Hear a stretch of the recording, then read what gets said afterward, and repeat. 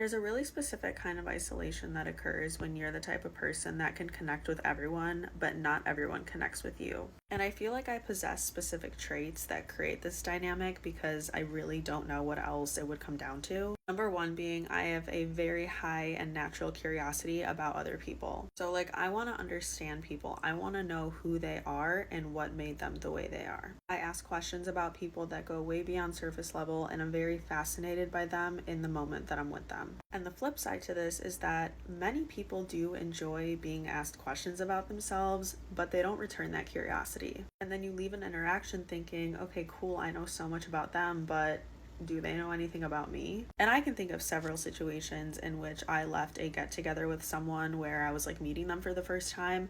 And when we were saying bye to each other, they'd be like, oh my God, I had such a good time. I would love to do this again. And then they'd even text me later on being like, hey, let's plan something again. Meanwhile, I'm leaving the get together being like, I got nothing out of this. I'm so glad that this other person enjoyed their time with me and had a nice time, but why am I not feeling the same spark with this acquaintance of mine as they do with me? Number two is strong emotional attunement. So basically, I'm really good at noticing subtle things about people. I can pick up on mood shifts. I can tell when somebody is uncomfortable. I adjust my energy to make people feel comfortable. Basically, I'm really good at making people feel accepted quickly. And the flip side to this is because I spend so much time reading the people that I'm with, it doesn't necessarily mean that they're reading me, at least to the same extent that I am them. Number three is my adaptability and social flexibility. Basically, I'm really good at meeting people where they are. I'm really good at talking to different personalities and finding common ground even with people who are very different from me. And I actually really admire this quality about myself, but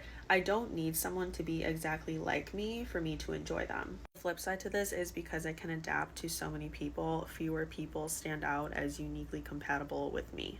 Number four is being naturally expressive and open. Basically, I make people feel like they know me quickly. It shows up as me sharing stories, being vulnerable, being playful, just overall being really good at bringing energy and excitement into conversations. The flip side to this is that, yeah, people may feel close to me because I can create closeness easily, but that doesn't necessarily mean that I feel equally close to them. Number five is high emotional depth. So like I said before, I look for meaning beneath the surface. Like I always want to know the meaning of things. So because of this, I think about people and relationships deeply, and I deeply analyze experiences and interactions, which is also a side effect of having rumination OCD, but that's not what this video is about. Flip side to this is a lot of people are happy with lighter connection, and I can and often do enjoy people, but still think something deeper is missing. Number six is a strong sense of individuality. So basically, I've taken a very long time to develop a sense of self, and this shows up as me knowing what I like, having very specific values. I have passions and interests, as well as a very clear vision for my life. The flip side to this is that the more defined you are,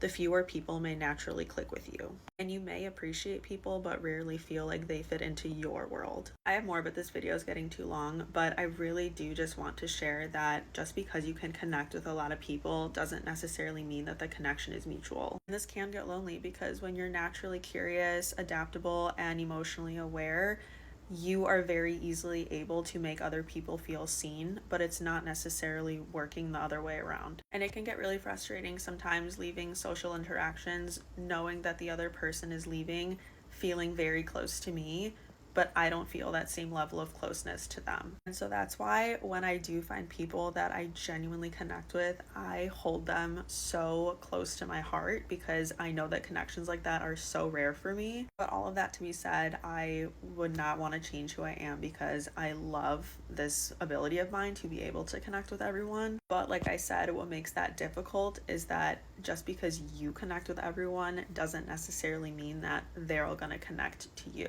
And that's definitely not a bad thing. It's just hard to navigate.